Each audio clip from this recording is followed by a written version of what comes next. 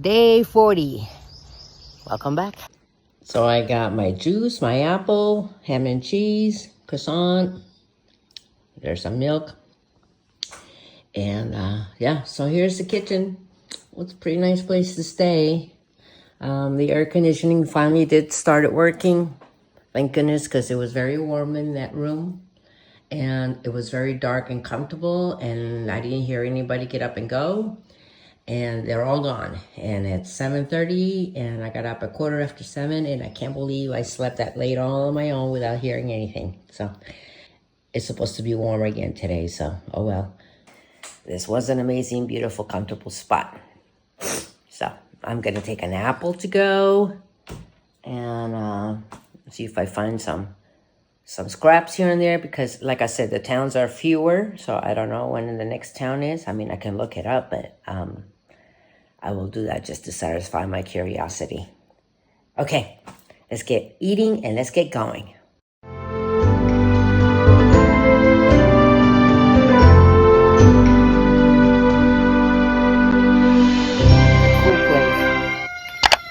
Nice to hear the roosters going.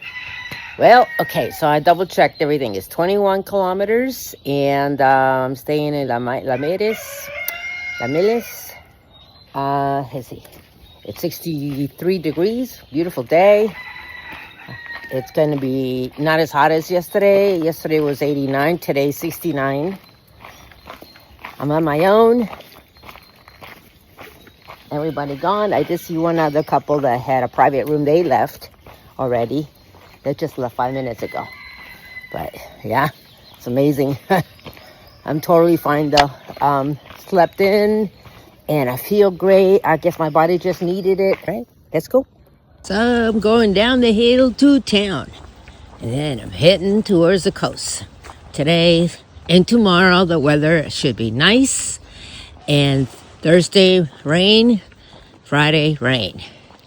Friday is the day that I get to finish there. So it'll be sad that it'll be pouring rain, or maybe not pouring rain, but just a light rain. Who knows? But it's the coast, so it'll be foggy and rainy on that day. I haven't checked the terrain, but whether it's up, down, whatever, it has to be done. Sometimes it's better not to know and just go and let the terrain surprise you. Here is Main Street area.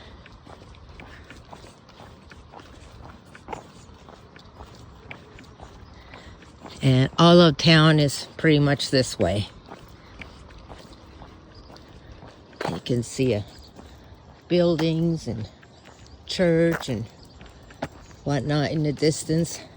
It's actually a bigger town than I would have imagined. Yeah, town is pretty, a little older, but it's a nice, pretty town. I don't see old structures, but I would say it looks like maybe 100 years old. Check this out.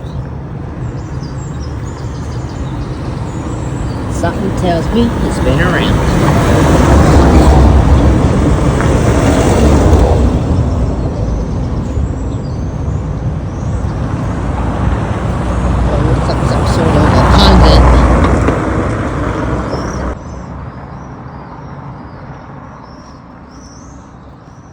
So these grain storage are national heritage. They're not allowed to be removed.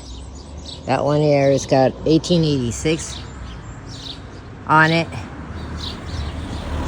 I'm glad they would be here forever. I think it's interesting stuff. Beautiful church over there. Large cemetery in the back. Across from that, it's this nice plaza that's all overgrown. All that remains is this and a bench in the back. That's it. So the main language here is, it's not Spanish, is Galician. And it's sort of Spanish. If you notice, it says camino. instead of camino. It's very similar. All right, let's hit the woods. There's another pilgrim up ahead. I stopped for a bar. I stopped for a coffee and a piece of cake, and also this for maybe for lunch later, just a packet of seeds, you know, to eat a little bit later with my soda. And anyway, I wanted to tell you that I ran into the owners, and they are from my homeland, Montevideo, Uruguay, and it was such a delight to see them and chat with them. And wow. And they live here. They've been here 20 years, living in Galicia area, and they love it. And yeah, I told her I can see a lot of resemblance from Uruguay to here. And I can see why she likes it here. It's like being back home. Lemon cake is delicious. I hope I find my hat and my stuff. I hate to lose that.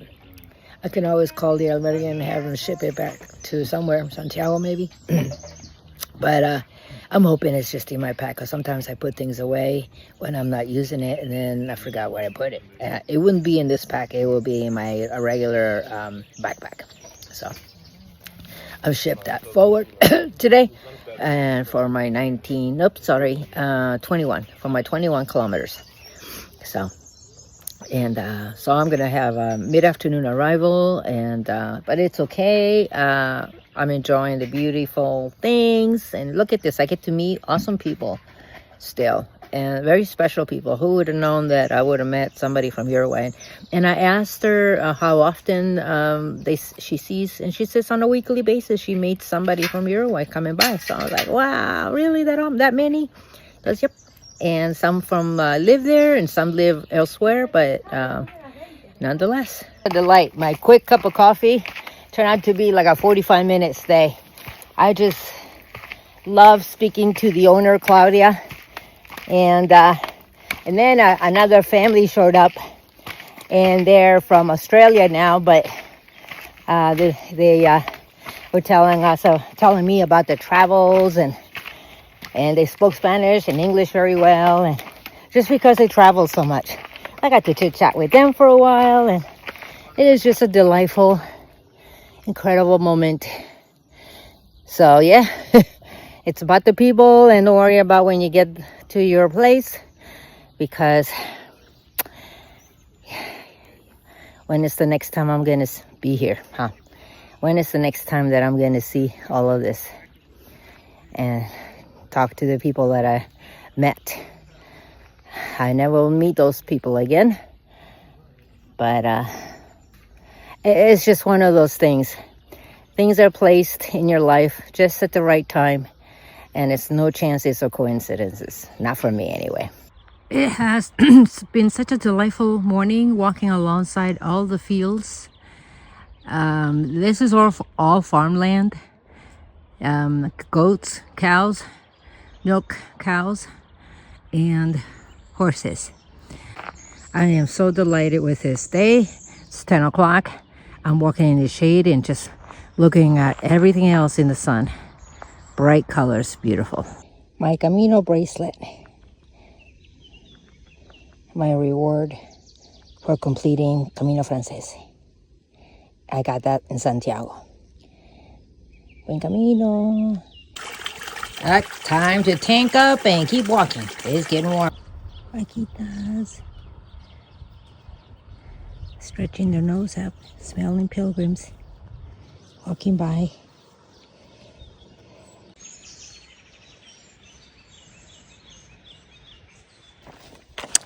Okay, so we're heading for an alto, and it's about 11:30, and got the windmills there.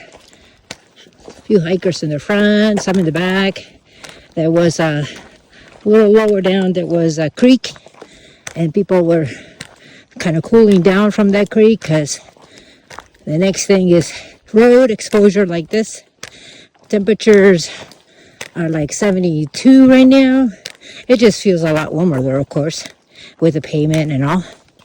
I got plenty of water.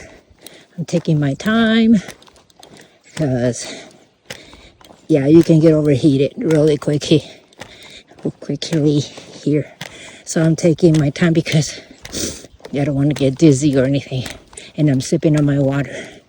So, yeah, this could be dangerous, yeah, because it is hot. And it's uphill. So, a little bit at a time. Well, we finally got off the hot road. So we're going to be in the shade, hopefully for, well, maybe 5 minutes. It's just enough for me to stop and get a little lunch going. And, hola, buencamino. So,